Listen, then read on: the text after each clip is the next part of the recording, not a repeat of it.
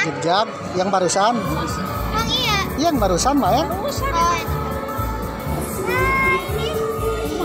Kan iya zigzag mah ikan iya ya nah tunggal satu nih tadi. Oh iya, zigzag yuk. Zigzag. Ayo ayo. Ayo. Tuh ibu mah itu tuh, khusus itu tuh. Kita anu pora-pora kayak pora-pora. Hanya perlu perahu bolak-balik. Itu perahu. Itu kita ayunan perahu ayunan serat. Serat. Ulah nggak, Dek. Ayah mah nggak mau, takut. Tim jago. Kalau dari sendiri nggak apa-apa aja. Ayah mah angkat tangan takut.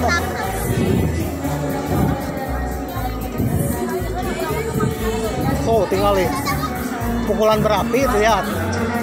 Pukulan berapi itu. Set. Atau main ini? Apa?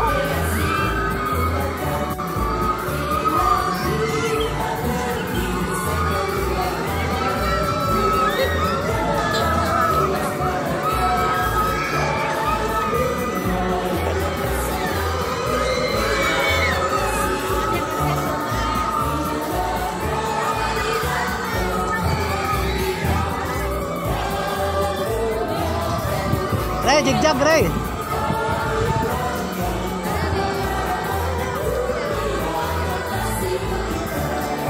Rey, ke rumah hantu, Rey.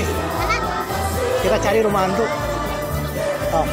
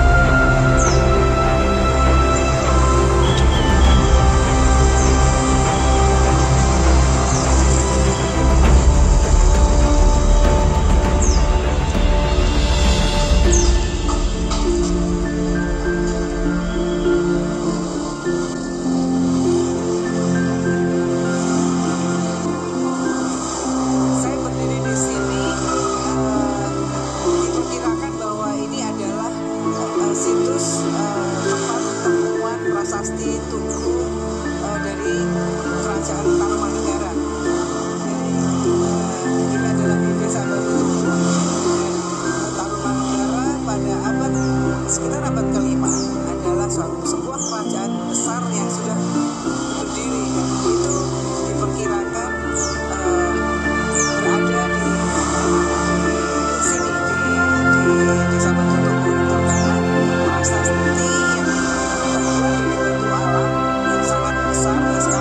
nasional.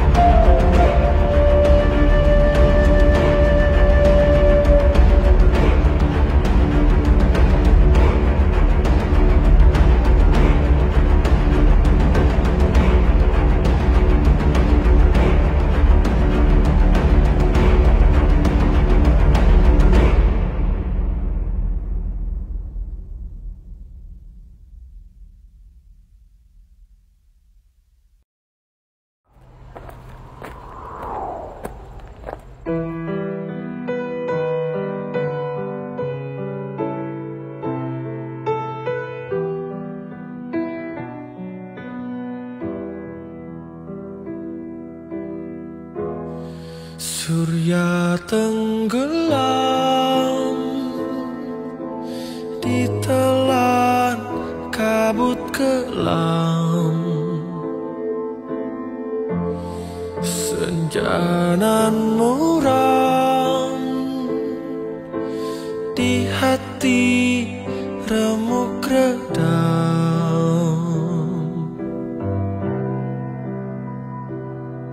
Jalan berliku dalam kehidupan dua remaja kehilangan penawar rindu, kasih pujaan menempuh cobaan.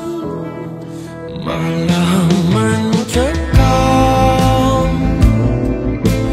rembulan sendu rawan, anak perawan menanggung rindu dendam.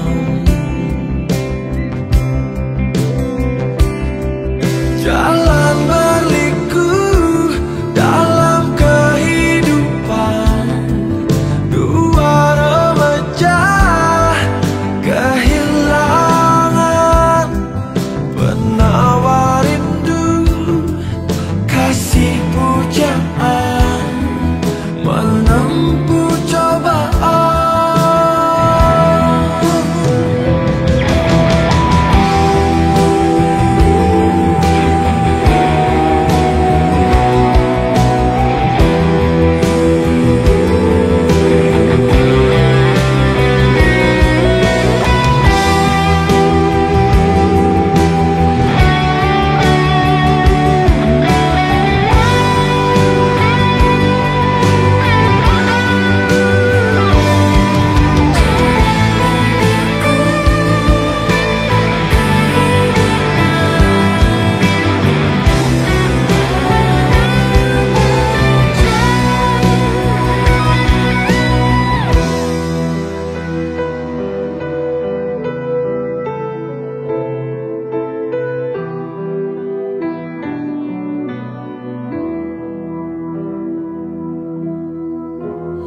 Surya tenggelam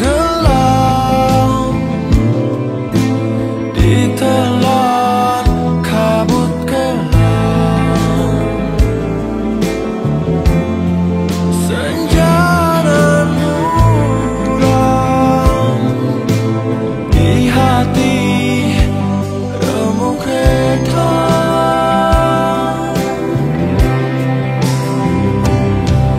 Jalan berliku dalam kehidupan dua remaja kehilangan penawar rindu, kasih pujaan menempuh cobaan. Jalan berliku dalam kehidupan dua remaja kehilangan penawar rindu, kasih pujaan menempuh cobaan. Penawar rindu, kasih pujaan menempuh cobaan. Surya tenggelam.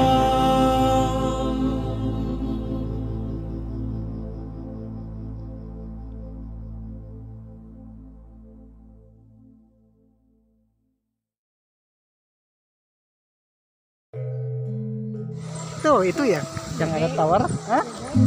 Itu yang tawar tuh. Tuh, itu tuh.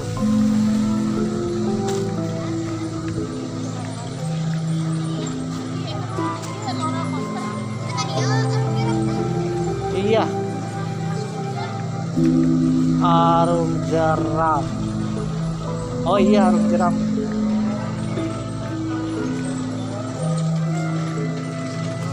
Arung jeram masih ditutup ya? Oh, jam 1. Dibuka jam 1 nanti. Intens. Ya, cari dah. Ayo kalau mana lah. Dibukanya jam 1.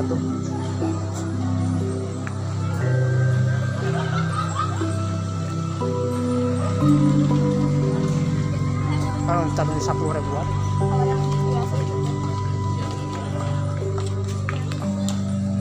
Pintu masuknya mana? Oh.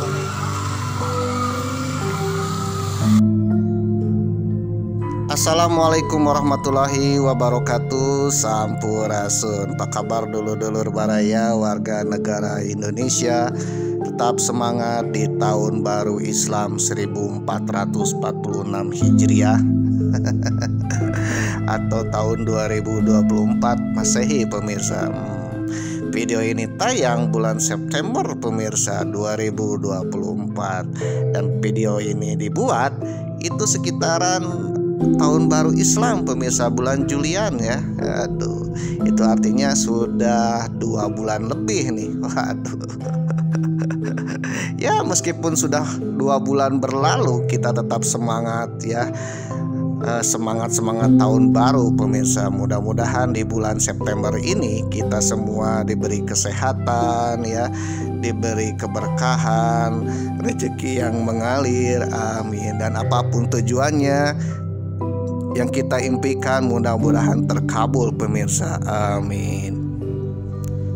Apalagi di bulan September tahun 2024 itu akan menjelang pilkades pemirsa, pilkada ya, pemilihan kepala daerah. Aduh, mungkin di tempat saudara-saudara semua ya akan diadakan pemilihan kepala daerah, entah itu tingkat kabupaten, kota ataupun provinsi pemirsa ya, untuk pergantian kepemimpinan periode berikutnya pemirsa.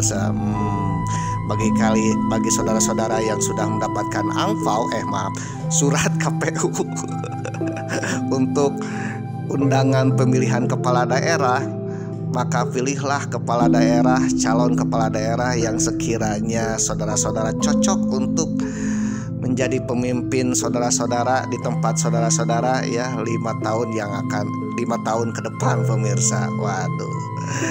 Jadi jangan sampai kita tidak memilih, apalagi memilih dengan berakhir rasa kecewa. Waduh.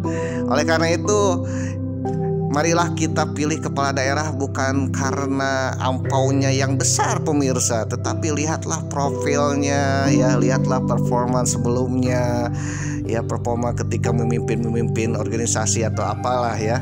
Coba lihatlah peringainya, dan juga kalau bisa berdoalah mudah-mudahan Tuhan memberikan petunjuk siapa yang cocok menjadi pemimpin kepala daerah berikutnya pemirsa. Oleh karena itu, pilihan saudara itu menentukan daerah ya, menentukan kemajuan daerah periode berikutnya pemirsa. Maka pilihlah kepala daerah yang sekiranya menurut hati saudara-saudara itu cocok ya untuk menjadi pemimpin. Oleh karena itu Mamang mendoakan mudah-mudahan siapapun yang akan terpilih nanti, yang menjadi bupati, yang menjadi wali kota atau menjadi gubernur ya untuk periode berikutnya, mudah-mudahan bisa memajukan daerahnya ya, mensejahterakan rakyatnya dan menjaga amanah Undang-Undang Dasar 1945 pemirsa. Ya, untuk meneruskan cita-cita para pahlawan yang dahulu rela berkorban pemirsa, yang diteruskan oleh generasi berikutnya, entah itu jadi pemimpin kepala daerah atau menjadi warga biasa pemirsa ya, untuk memajukan bangsa ini. Jangan sampai kita mendapat jabatan itu disalahgunakan pemirsa ya. Kalau disalahgunakan, mungkin pahlawan yang dulu rela berkorban untuk membebaskan bangsa ini dari penjajahan itu akan merasa kecewa pemirsa. Oke pemirsa, Mamang mendoakan mudah-mudahan siapapun yang terpilih nanti bisa memajukan daerahnya menjadi daerah yang bisa mensejahterakan dan membangun. Amin. Oke pemirsa, Mamang masih backpackeran di kota Jakarta. Mungkin video ini tayang ibu kotanya sudah pindah ke IKN, ya, ibu kota khusus negara Nusantara pemirsa. Waduh. Dan mungkin status Jakarta saat ini sudah menjadi kota Jakarta, ya, kota metropolitan, bukan ibu kota. Meskipun bukan ibu kota negara, tapi aura-auranya masih ibu kota pemirsa, ya, ibu kota ekonomi, ibu kota sosial, ya. Semua orang ingin pergi ke Jakarta, ibu kota hiburan juga. Waduh. Dan juga ibu kota Nusantara sekelas ASEAN pemirsa. Ya, ngomong-ngomong markas ASEAN ada di mana nih? Bukan di New York ya, tapi di Jakarta pemirsa. Waduh.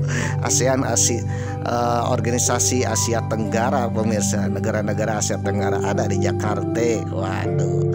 Oke pemirsa, ya, Jakarta ini memang unik dan memang menarik pemirsa. Bagi kalian yang pergi ke Jakarta, jangan lupa lah, ya, jalan-jalan ke salah satu tempat destinasi wisata. Ya, salah satunya adalah dunia fantasi ini pemirsa, ya. Dunia yang penuh fantasi. Waduh. Ketika Mamang datang pas ketika liburan sekolah, ya, dan juga libur kerja. Jadi artinya suasananya benar-benar ramai sekali, ya, banyak para bocil, remaja, dan juga opa-opa, mama-mama, para remaja yang kumpul di sini. Waduh, ketika masuk ke dunia fantasi itu antriannya panjang pemirsa, ya, dan juga ketika akan memasuki wahana-wahana itu juga antriannya panjang sekali pemirsa. Waduh. Dan Mamang lagi mencari wahana, ya, yang cocok, yang menarik, ya, dan juga antriannya tidak panjang. Waduh. Oke, bagi kalian yang masuk ke dunia fantasi ini, ya, tenang saja, permainannya banyak, ya. Ini permainannya ada berapa, ya, tak terhitung. Tapi masalahnya kalau rame-rame gini, ya, ada wahana-wahana yang banyak disukai oleh para pengunjung, itu pasti antriannya akan panjang pemirsa. Waduh. Oleh karena itu antriannya terkadang bisa sampai 15 menit, 10 menit, bahkan ada yang sampai 2 jam pemirsa, ya, mengantri untuk naik wahana ini. Salah satu antrian yang terlama itu adalah Ice Egg pemirsa, ya, ketika Mamang datang ke sini. Setelah keluar dari Ice Egg, Mamang lagi mencari tempat wahana yang lain yang sekiranya agak-agak lowong pemirsa, ya, agak-agak kosong. Ya, setidaknya antriannya tidak panjang tetapi menarik pemirsa. Dan ternyata ketika Mamang lagi cari-cari, waktunya istirahat duhur pemirsa. Ada wahana-wahana yang istirahat, ya, istirahat ketika duhur. Salah satunya adalah Arung Jeram ini pemirsa. Waduh, jauh-jauh Mamang pergi ke Arung Jeram, ya. Tiba-tiba terlihat kosong.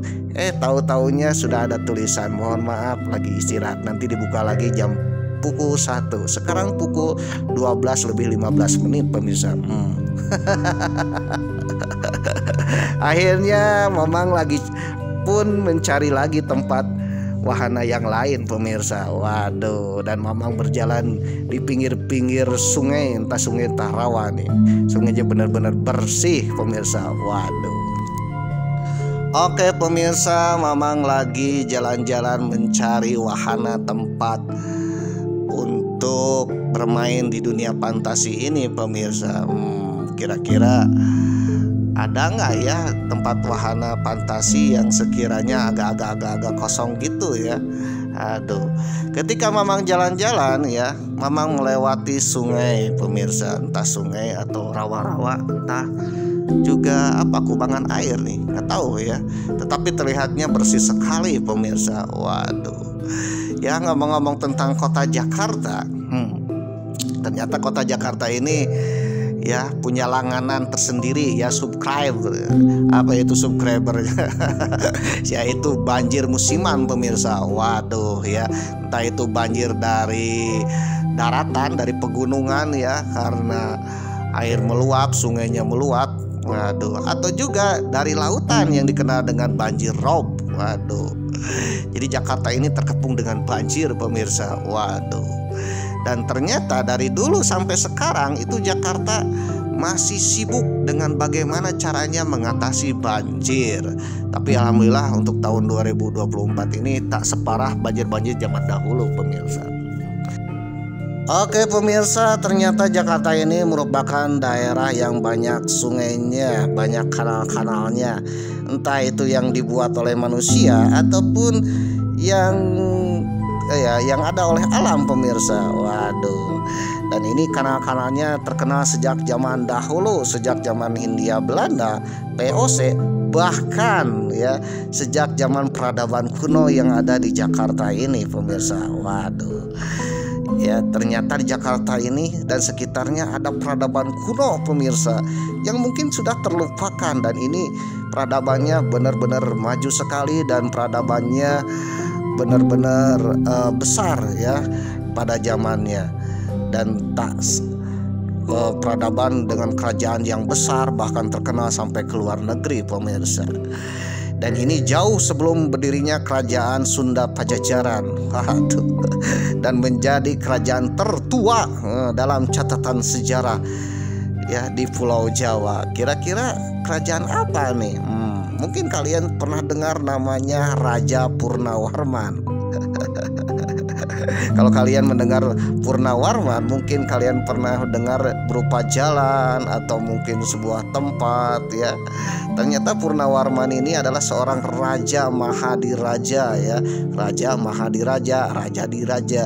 Jadi rajanya para raja pemirsa yang memimpin daerah sekitaran Pulau Jawa bagian barat pemirsa. Waduh.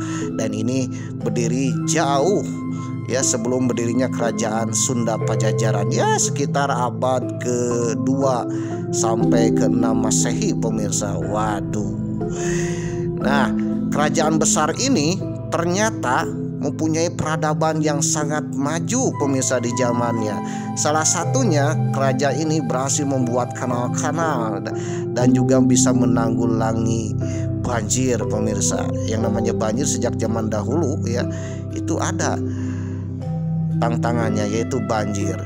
Oleh karena itu siapapun pemimpin yang akan datang yang memimpin wilayah Jakarta, Bekasi, ya Bogor atau daerah-daerah lain yang punya tantangan seperti banjir dan berhasil mengatasi selama kepemimpinannya tidak pernah banjir, oh itu hebat sekali pemirsa. Aduh. PR lah buat calon gubernur atau calon bupati atau calon wali kota berikutnya yang selalu berlangganan banjir pemirsa. Oke pemirsa, kita jalan-jalan dulu ke zaman dahulu pemirsa, zaman kerajaan yang pernah ada di Jakarta ini pemirsa. Kerajaan kuno yang mungkin sudah terlupakan atau mungkin orang hanya mengenal rajanya saja ya, yang bernama Purnawarman. Purnawarman ini mempunyai kerajaan dengan kerajaannya bernama Kerajaan Tarumanegara.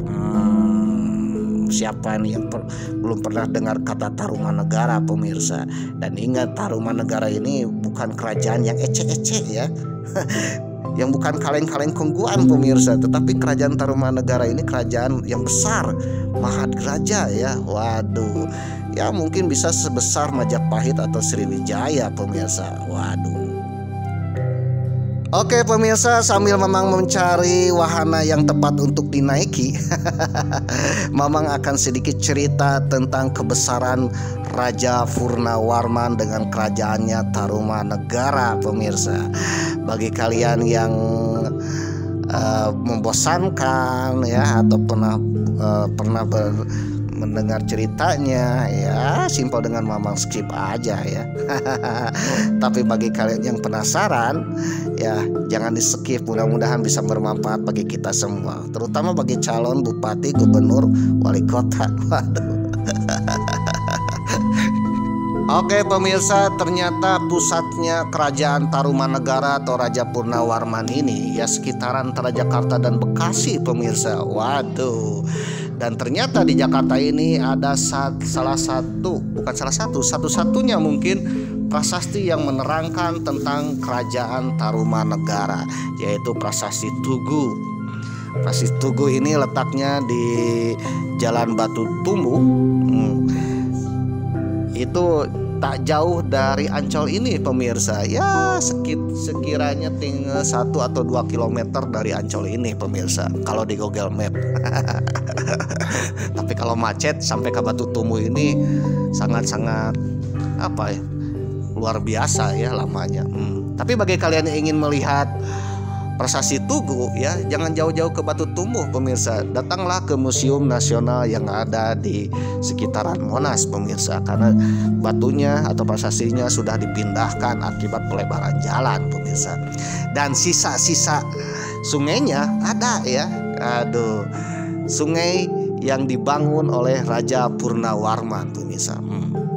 Sejarah Kerajaan Tarumanegara. Kerajaan Tarumanegara adalah kerajaan kuno yang berkuasa di wilayah Pulau Jawa bagian barat sekitar abad ke-2 hingga ke-7 Masehi pemirsa. Kerajaan ini ya dipimpin dalam sejarahnya tercatat adalah Raja Purnawarman.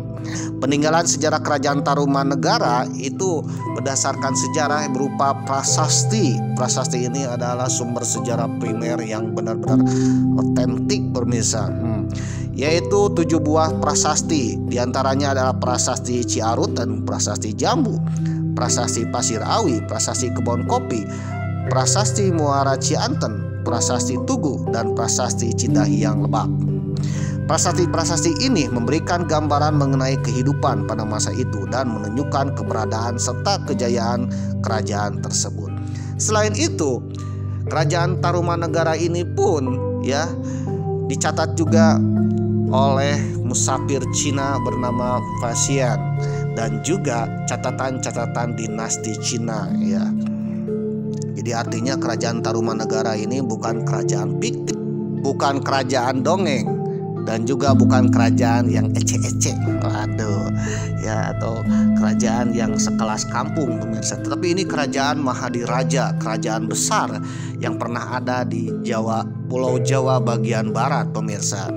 Dan konon berdasarkan prasasti Tugu ya yang ditemukan di kota Jakarta ini menunjukkan bahwa kerajaan Tarumanegara itu kerajaan yang sangat besar, kerajaan dengan peradaban tinggi, bahkan mampu menggali sungai pemirsa, menggali kali, kanal ya, dan diperkirakan untuk mencegah banjir.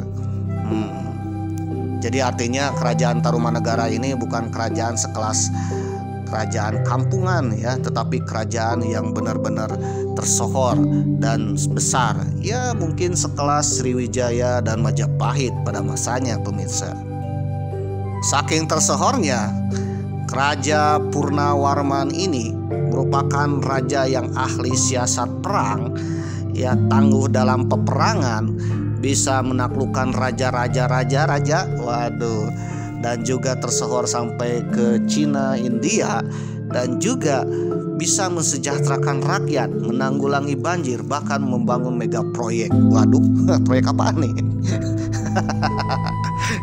Dilansir dari historia.id dengan judul artikel Kerajaan Tarumanegara dalam berita Cina. Waduh, Kerajaan Tarumanegara tercatat dalam berita Cina juga.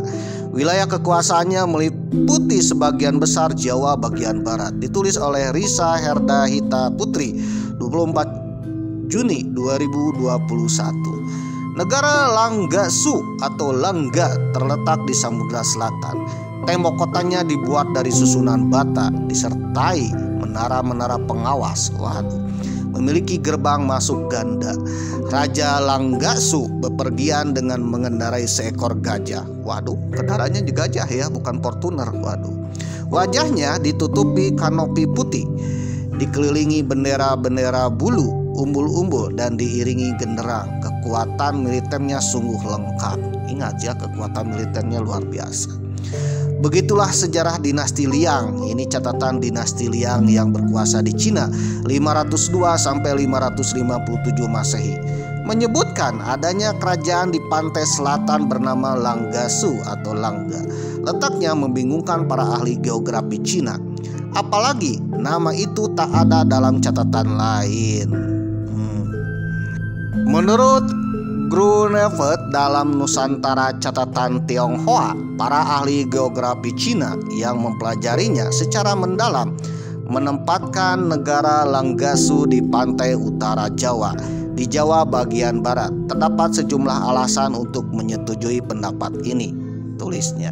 Sementara itu, ya, Profesor Agus Arismunandar, arkeolog Universitas Indonesia, dalam Kala Desa Awal Sejarah Nusantara berpendapat bahwa uraian sejarah dinasti Liang itu cocok dengan gambaran kerajaan Tarumanagara, salah satu kerajaan bernuansa Hindu dan Buddha pertama di Nusantara.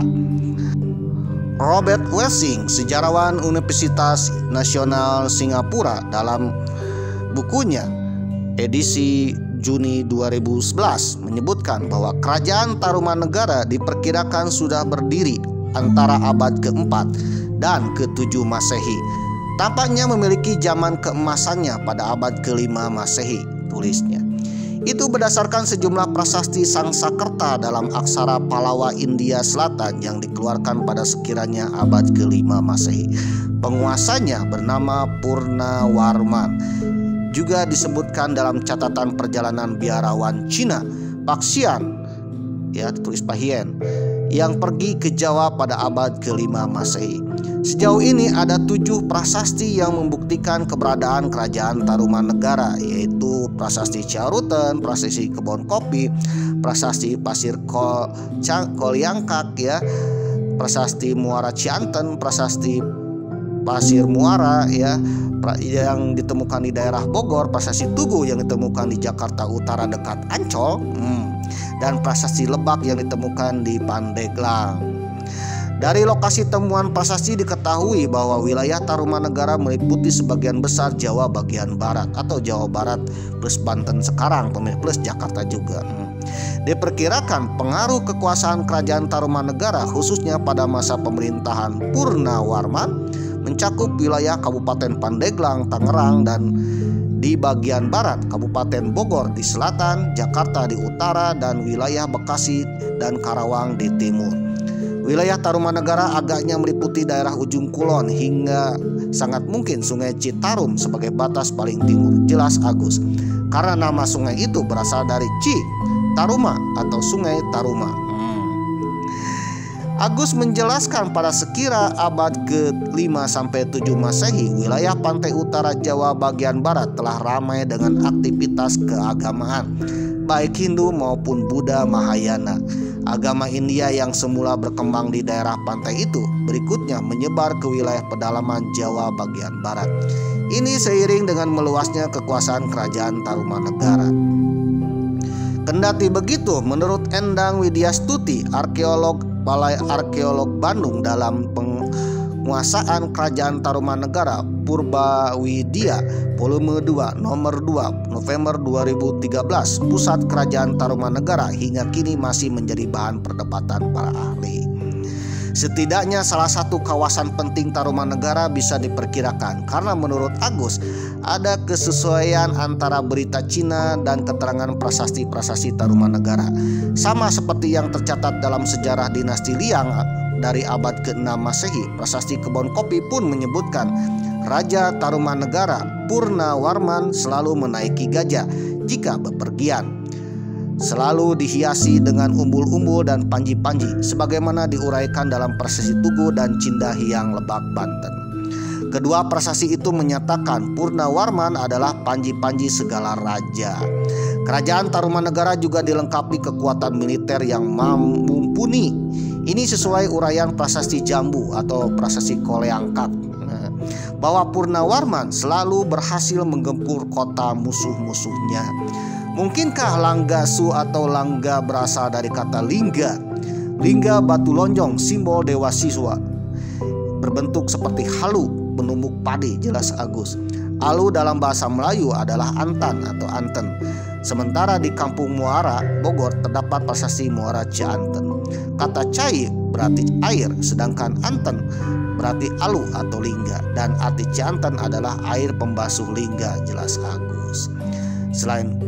Maka menurut Agus, daerah Langga atau Lingga dalam berita Cina adalah bagian dari wilayah bagian Bogor sekarang yang terletak di pedalaman. Karena itu negara Langga atau Lingga yang disebutkan dalam berita Cina tiada diragukan lagi adalah salah satu wilayah Tarumanegara, mungkin di daerah Kampung Muara Bogor. Jelas Agus. Sejarah dinasti Liang mencatat bahwa raja dan kaum bangsawan Langga atau Kampung Muara menurut Agus suka menggunakan ikat pinggang emas dan anting-anting emas sebagai pakaian dan aksesoris mereka. Artinya pada masa lalu di kawasan hulu sungai Cisadane telah dikenal pemanfaatan emas. Nah, artinya juga bahwa kerajaan Tarumanegara ini bukan kerajaan yang pas-pasan, ternyata kerajaan yang kaya raya pemirsa ya. Contohnya menurut catatan Cina bahwa pakaiannya ya, pernak-perniknya itu terbuat dari emas pemirsa. Selain itu, kenapa Langga-Langgasu atau kota Lingga itu identik dengan kerajaan Tarumanegara? Ternyata kerajaan Tarumanegara sebelum memasuki ibu kota itu harus melewati sebuah tugu ya, yang dikenal dengan Batu Tugu.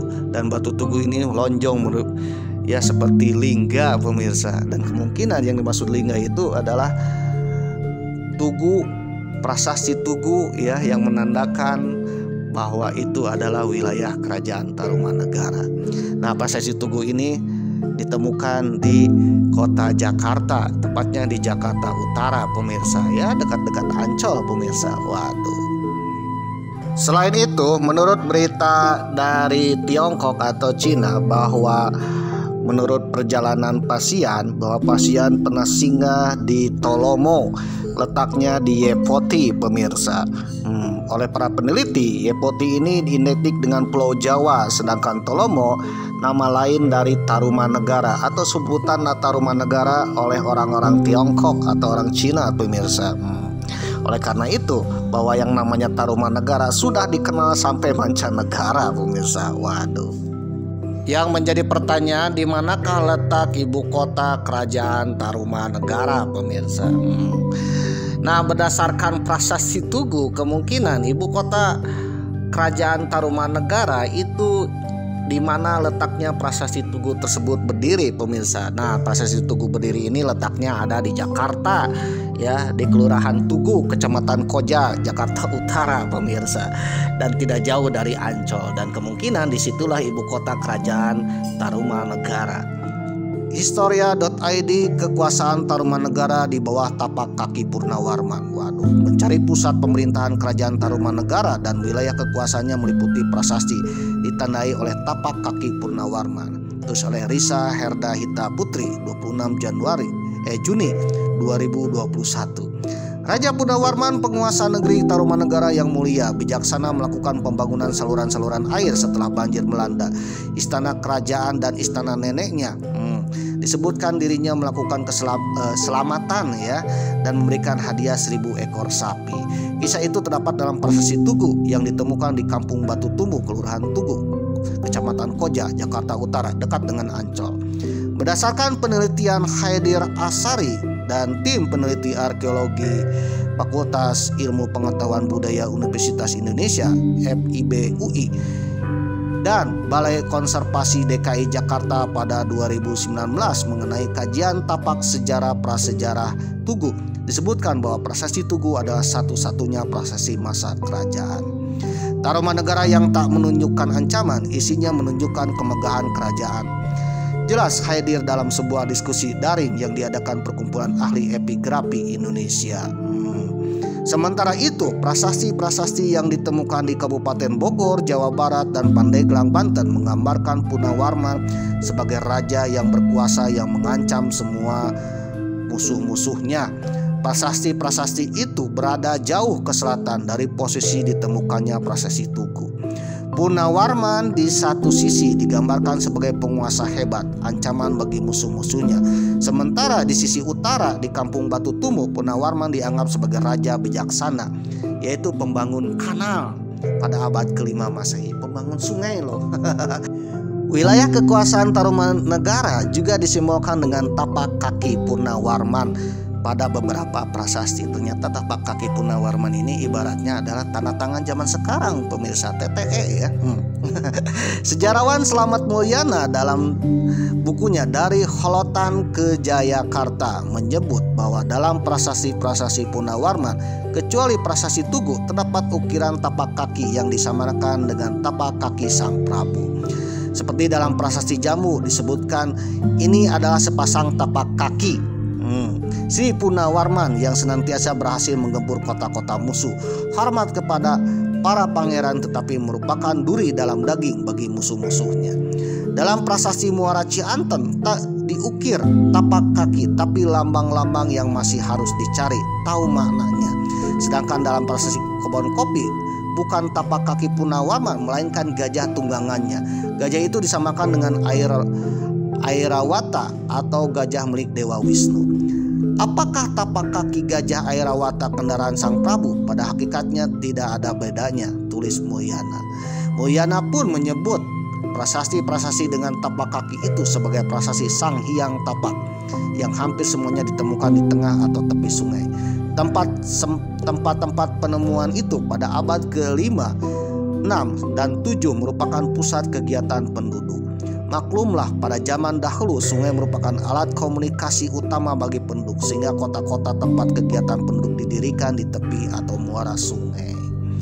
Menurut Mulyana, lokasi-lokasi itu awalnya wilayah merdeka sampai prasasti Sang Hyang Tapak ditegakkan di sana. Sejak itu abad ke-6 dan ke-7 Masehi, Tarumanegara menjadi penguasa tunggal di Jawa bagian barat. Prasasti Sang Hyang Tapak ialah lambang kekuasaan Raja Punawarman dari Taruma. Pembesar di daerah bersangkutan adalah bawahan raja. Simbol tapak kaki Punawarman tidak ada dalam prasasti Tugu. Artinya menurut Mulyana, lokasi di mana prasasti itu ditemukan bukanlah wilayah bawahan Tarumanegara, tetapi prasasti Tugu itu merupakan wilayah pusat ibu kotanya Tarumanegara, pemirsa. Waduh. Karena sejak zaman dulu yang namanya ibu kota pasti ada Tugu, pemirsa. Ya contohnya adalah Monas ya. Itu sebagai pusatnya ibu kota Jakarta. Mungkin prasasti itu dibuat bagi penduduk ibu kota Tarumanegara. Jadi prasasti Tugu berada di dalam kota Tarumanegara, sementara prasasti lain diperuntukkan bagi warga di daerah-daerah atau raja-raja yang takluk kepada Tarumanegara. Oke pemirsa, jadi dari ke-7 prasasti yang ada dikeluarkan oleh Kerajaan Tarumanegara, 1 ada di kota Jakarta, sisanya yang ke-6-nya tersebar dari Pandeglang, Bogor 3 ya, dan juga daerah lainnya. Sehingga persebaran itu menunjukkan itulah kekuasaan wilayah Kerajaan Tarumanegara. Selain itu juga dari ke-7 prasasti ini ya, 6 prasastinya itu merupakan sebuah ancaman bagi siapapun yang ingin memberontak atau tidak tunduk pada Kerajaan Tarumanegara akan dihancurkan oleh Purnawarman, pemirsa. Telapak kakinya Purnawarman ini penanda bahwa di tempat itu harus tunduk pada Raja Purnawarman, pemirsa. Namun berbeda dengan prasasti Tugu yang ada di Jakarta, itu isinya bukan suatu ancaman tapi suatu pembangunan kanal, pemirsa. Oleh karena itu kemungkinan bahwa prasasti Tugu inilah adalah pusatnya ibu kota Kerajaan Tarumanegara, sedangkan yang lainnya merupakan wilayah kerajaan-kerajaan yang harus tunduk pada Kerajaan Tarumanegara.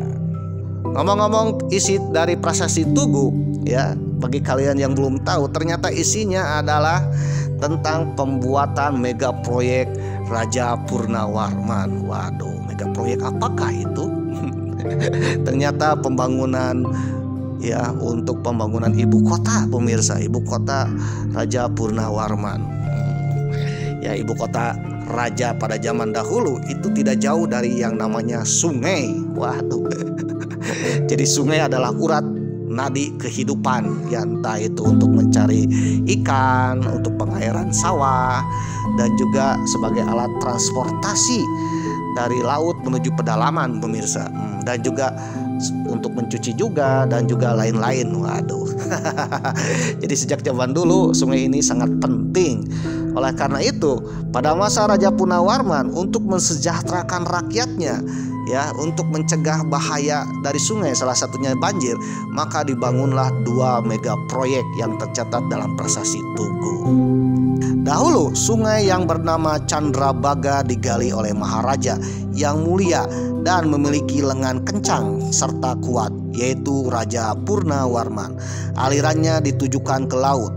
Itu setelah saluran sungainya sampai di istana kerajaan yang termasuk. Pada tahun ke-22 bertahtanya Yang Mulia Raja Purnawarman yang berkilau-kilauan karena kepandaian dan kebijaksanaannya serta menjadi panji-panji segala raja. Ia menitahkan pula menggali kali yang permai dan berair jernih. Gomati namanya, itu telah alirannya melintas di tengah-tengah tanah kediaman Yang Mulia Sang Pendeta Nenekda Sang Punawarman. Pekerjaan ini dimulai pada hari baik tanggal 8 Paro Gelap bulan Palaguna, lalu disudahi pada tanggal ke-13 Paro Terang bulan Caitra, ya.